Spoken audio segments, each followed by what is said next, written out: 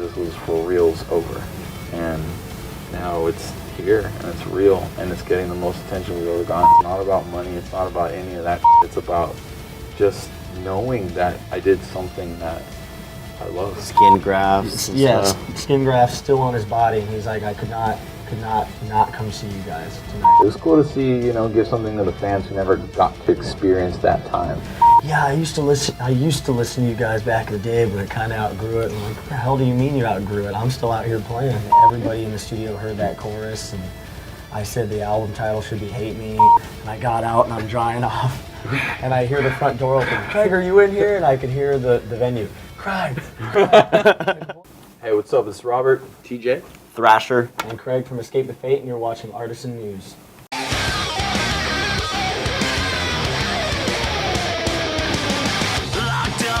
So tight, this place is dark and dirty. I've been here too many times, my private purgatory. Cry out but no one answers, silence consumes my mind.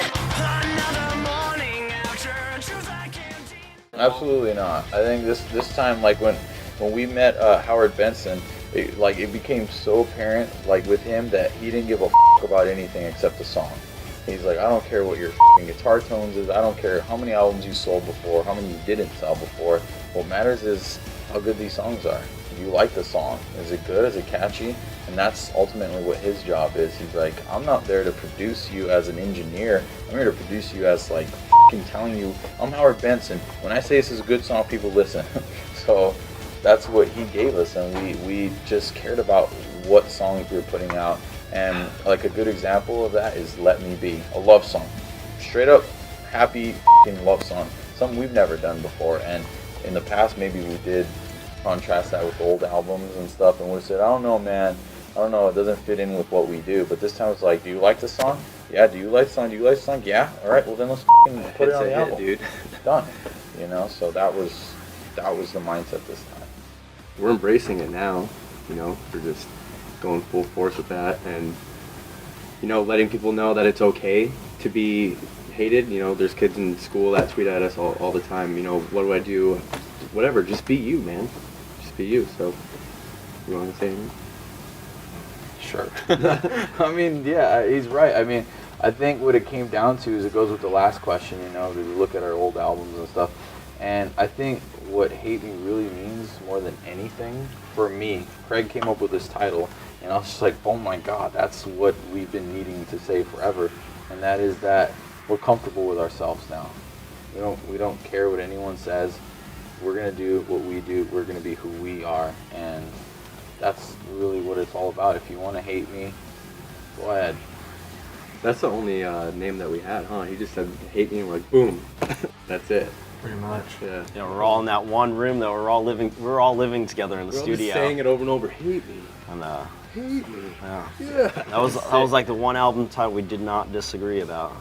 Yeah. I mean, everyone had a part in the writing process. Robert I didn't even know he knew how to play guitar, and he sent a whole song. I'm like, what the f***? This is sick. So like, I would just feel like, all right, maybe change this part. He'd send it to Craig. He'd write some vocals to it. Kevin would write some riffs and solos over it, and yeah, we spent a lot of time together on the pre-production. We kind of all got together, we demoed out every single bit and piece of the record, everything down to the drums, the key parts, like even the synthesizers that are in the album. A lot of them were just taken straight from the original sessions that we did.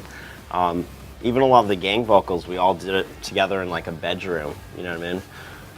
We were all living together for like 2 months before the record, and Craig was flying in and out, and we kind of just put together a lot more songs that made it to the record and picked the best 10 or 12 if you get the deluxe record. that was the And hardest put part. those out, But it does show like everyone's musical tastes. Like Robert's a huge like straight up metal guy. And I know Craig and I, like, we kind of like pop music. We always like bump like, we'll like do like playlists like at the end of shows and like party all night and stuff. Backstreet Boys. But we also love the heavy stuff too, of course. And TJ likes like punk rock and ton of metal. And I think all those different influences impacted the shape of the record. And that's why we have such a diverse record. And everyone had their hands in the pot, and everyone was like contributing their ideas and their personalities and influencing the record to go in these different directions. And I think at the end of the day, our only goal was to write memorable, kick-ass music. I mean, I do. You don't start writing music and become an artist to follow rules or certain guidelines or a game plan. So if we like making all those different sounds and types of music, and we want to do like an acoustic pop song on a record that we also have a super heavy screamy song, why can't we? You know, if that's what we want to do, that's what we're going to do. And it's crazy because we have an eclectic mix, right? Like, I just think what it is we're just better at it now. Like, I think we've always been eclectic. That's just how we've been. If you listen to This War Is Ours, This War Is Ours is heavy as f***, and then we got a song called Ashley on there. You know, and it's like that. We just like everything. It's just who we are. We're a band. We're a band. It's not one guy. It's a f***ing band. And, you know, sometimes I hate a song and he loves it. So I'm going to help his vision and see it through, and rather than just say, no, this has to be what Escape the Fate is. No, we can do whatever we want. If we like all that shit, why not? Mm-hmm. So, I mean, I just feel like they're just better. They sound poppier because they're f***ing catchier, period, you know, and I like it, so why not put it on the record, you know? It was a cool tour, actually. Both bands got together. You know, we did our thing. You know, we buried the hatchet. Yeah, it was cool. It was cool to see a lot of older fans come out that said, you know, I haven't seen you guys in years. I got married, I had kids, but I couldn't miss this show. This was great. Yeah. So it was nice to see everybody come together and have a good time and just enjoy the music, which is what it's all about in the first place. I mean, I know people care about it, dude. It's like, why sugarcoat it, dude? That first album had a big impact on people's lives, and it still does, and that's, you know, I'm still proud of it. Like, I don't try to shy away from that, but it was cool to see, you know, give something to the fans who never got to experience that time, you know, to see that feeling of that first album, that era, you know, and they got to hear that along with the incarnation of what both of us have done with our own careers and have had success at, you know, tremendous success at. So yeah, it was cool. I enjoyed it. Oh yeah, it's just as simple as having reliable people and unreliable people. And when you have unreliable people that have been there at the beginning, it's very hard to look past that or decide that, you know, let's move forward without these people. And it seems like a tough decision to make, but as soon as we made that, it was, I mean, just a huge weight was lifted off of our shoulders, and it's a lot easier to do the easiest things. You know, the simplest things used to be the hardest things to get through, and now it's simple as it should be. Now we're back to being artists, man. It's great. We don't worry about our shows. We don't worry about our songs. We don't have to worry about, you know, trying to figure out how we're going to fly someone to this part when they're on a drug binge somewhere else in the world. You know, and obviously we love Max. We hope the best for him and everything, but I think what me and Craig have had over the years is that we are loyal to a fault, that we don't know how to let shit go. Really, this band should have been dead years ago. Really. But, you know, we both have a vision and we have a dream and we care about what our goals are, and we were so like, it was just we were it's like walking around with a ball and chain, just holding ourselves back with this negative energy. Whether it was Max or anybody else, it's just like, it just wasn't right. It just wasn't meant to be. Like, I'm not gonna say anything bad anymore about him, you know. Obviously Max knows, if he watches this, that, you know, he is a drug addict and he did cause a lot of problems, and he knows that, and he can call me and we can talk about them anytime, you know. But I had to let him go. He had to let him go. And these guys right here share the same vision that me and Craig share. So that's why we're a good team. That's why we're a good team. And that's really what matters, is to have a cohesive unit that has the same goal in life. He did not have the same goal as us, so it didn't work out. It really depends. When you're dealing with substances like he was, or like even in my personal life, my little brother deals with the same substances, it gets to a point where they have to want to help themselves, and you have to accept that a little bit. You have to accept that If you try to do too much, you're going to be too naggy. If you try to do too little, they're going to think you don't care at all whatsoever.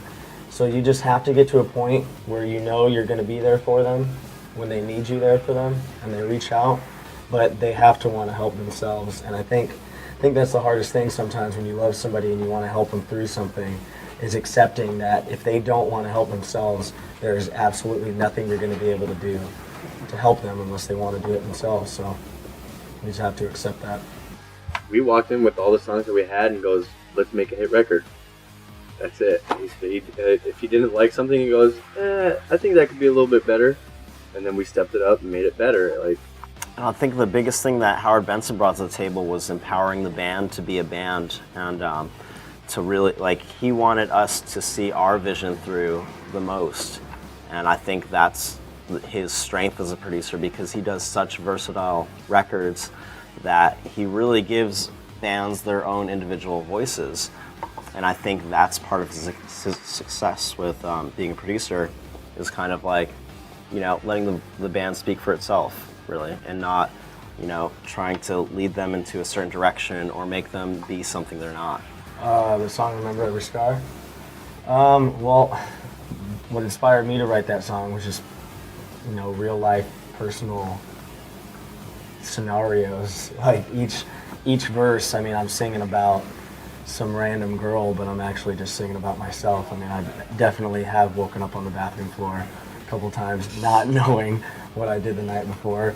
Definitely have woken up feeling like and immediately went and drank from the bottom shelf like that. That's a real song, and it's just kind of describing everything I went through and everything how I personally dealt with all of our issues, and just coming out of that a stronger and better person, you know, learning from your mistakes and taking all the bad things that happened to you and learning from them and finding out how to be better and how to find the silver lining in it all. I'd say the title track changed the most to me. Yeah, that one started as like kind of like a hip hop track. It was mostly an electronic track that we were just experimenting when we were writing, trying to get different material and trying to stretch our limits and not just write everything, you know, in the standard formula. Very hip hop. And then I wrote a chorus for Right. it. And Couldn't write a verse. we were just sitting there with Howard, and everybody in the studio heard that chorus, and I said the album title should be Hate Me, and everybody said we love that chorus, that song has to be on the record. So as far as the demo version and the transformation to the track on the record, I think that one is the one that changed the most. Yeah. I mean, the chorus is still exactly the same, I but did like Or I Won't 5 Break. different productions on that completely. Yeah. I think Rewrote that song. I think Alive, because it was written all on acoustic, and that riff being Yeah, completely changed. Originally we the had whole like that verses and swampy like shuffle riff. it was still kind of For- the same. everything. But the vocals For were Alive, all the same that was though. Vocals Yeah. were spot on the So, same. I feel like I Won't Break is But the it became biggest- a heavy song where it was like a groove, like bluesy rock song. It Robert and became I like almost a metal song. killed each other. yeah, but if you took that, on Robert, some if you of- took that song and played it on acoustic, it sounded. What transformation are you talking about? Well, you see, you only hear vocals, so you didn't see the transformation. If Kevin were to play that song on an acoustic acoustic guitar right now, it would Well, that's sound what- like what you're talking about. The It song, didn't transform. It the just song went from itself- an acoustic to an electric. No, it transformed. song itself The riffs are different. is still there. A song is a song, but you can make that same song into a country format, a metal format, Yeah. a acoustic format, and we had to change it into our Escape the Fate format. Yeah, I think the vocals were all the same as everything else. We had to put balls in that I song. don't know. While Robert played the drums. To him, it's like Hate Me change. I hear the same, but it's still a hip hop song to me. So I don't know. See, the older I get, I just took out think some the more kicks and senile snares. and bitter I get. And even though I know everyone has a perception and an opinion, I don't like your perception or opinion. We're just duking it out at the the old. more accepting I'm getting that it's okay Diner. not to like someone's opinion. I mean, be honest. putting the set list together was challenging, man. Because like, you want to play all your whole new record front to back, but obviously everyone's gonna be like weirded out by it. So you know, we had to pick. All right, what songs are we gonna actually play that are new? And it's like, oh well, the ones that we've released already. And then, yeah, picking. We kind of let the fans decide a little bit too. We did a lot of online polls a lot of which song would you rather hear, this one or this one, and then a couple of the songs that are standard that we have to play, that people love and are the big hits for us. But yeah, I don't know. It was a challenge, but yeah, I loved it though. It felt cool. It always comes down to the final hour for us coming up with set lists. Like, we know basically like what 16 songs we want to play. We're still changing. But it's the order Every night we changes change. daily. Yeah, we haven't played the same set actually. But I think that's a good We problem haven't to played have. the same set But like more than one. we night. just agree on a certain like 15 to 16 songs that we're okay with playing, and we switch them out and we interchange different things. On this tour, I think a couple times we came out for an encore like twice. Like we came out, we did like 2 songs for the encore, left the stage. The kids are still going crazy, like rioting, and then he plays a drum solo. I'm playing a guitar solo, and then we play a super old classic ETF song. Like, we were in Salt Lake. Like, Craig left. He was showering.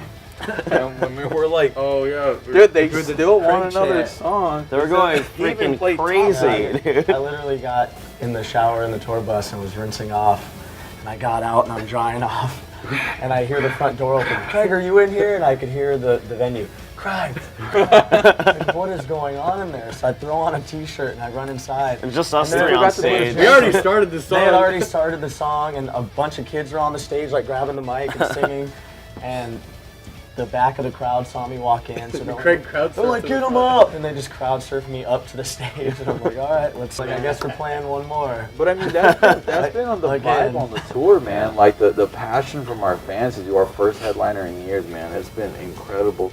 It's really cool now to see like fans have gotten older, then there's younger ones that are just into us and they like more of the newer stuff. The fans, some of them want to hear the older stuff, and we just, man, it's awesome. We actually have a legacy now. It's incredible. It's very weird. It's very weird to meet new fans that are clearly younger. And oh man, first time I heard you guys was that a Grateful song. It was really cool. I'm like, what? That's the first time you heard of us? That's a fairly new album. Yeah. So it's kind of cool. It's a very humbling feeling. Like, you're still out here doing your thing, and you're still making new fans. That's the one thing that grinds my gears. Is when we'll see somebody talking to us online, or maybe they'll even make it out to a show, and it's like, yeah, I used to listen to you guys back in the day, but I kind of outgrew it. I'm like, what the hell do you mean you outgrew it? I'm still out here playing. How do you outgrow music? I think that's the dumbest term I've ever heard in my life, and I hear it way I think that's the far problem. too The often. problem with music today is kids. You have to constantly be in their face, like puppet show, or they turn around and they're off to the next band. There was a moment when I sat on the phone with Craig and Alan, the owner of our record label, and Craig had already started Dead Rabbits and his foot's already out the door, and he's just like, how's this thing falling? It's gonna, whatever. I mean, all the old stuff that's been done, but with him, it was like, dude, I'm gonna lose my singer, man. And Alan's like, well, guys, what are you gonna do? And I go, Craig, we've tried it without this guy, with this guy. We've tried it with this guy, without this guy. We've never tried it without both of them. And he goes, you're right. And then Alan goes, well, Craig, your partner wants to keep it going. What do you say? Like, oh, all right. And I mean, after a couple bottles of whiskey, I agree. we agreed. It was ultimately like to see the dedication. Kevin's been with us forever, and we've dragged him through the ringer. And for him Through the ringer. and I still don't think he believes he's in the band. Okay, but he is. So that moment for me that's what said, damn, dude, like we got something and we're never gonna let it go. And here we are. Putting this album out is the hardest thing I've ever had to do in my life, because this was for reals over, and now it's here and it's real and it's getting the most attention we've ever gotten. It's crazy. And I think that's one thing that Escape the Fate has always had, is that core fan base, and that's what keeps us driving, actually, because we know that there are people out in the world who love what we do. Don't just like it and then they go to the next and whatever Snapchat. It's like there's people that actually love what we do and are passionate just as much as we are about what we do. That's exactly why we wrote this record was for those core fans that are still out there loving what we do. There was a guy at our show last night that just got out of the hospital, was in a grease fire, and had burns all over his body, still bandaged. Skin grafts. and Yes, stuff. skin grafts still on his body, and he's like, I could not come see you guys tonight. Like, you guys mean a lot to me, and I'm like, well, you guys, people like you mean a lot to us, so. There was a guy with a f***ing album cover tattooed on with my f***ing signature, which is my face, on his f***ing arm. That's insane. You know? Yeah. We've been seeing a lot of tattoos on this tour. Yeah. And it's those fans that pretty much are 90% of the reason why we are still a band today and why we recorded this album. I think success just depends on what your perception of success is. Yeah. Seeing fans like that come out to our shows and seeing how we can have a positive impact on their life as an artist, and we can put our heart and soul into our music, and people can connect to that, I think is success to me.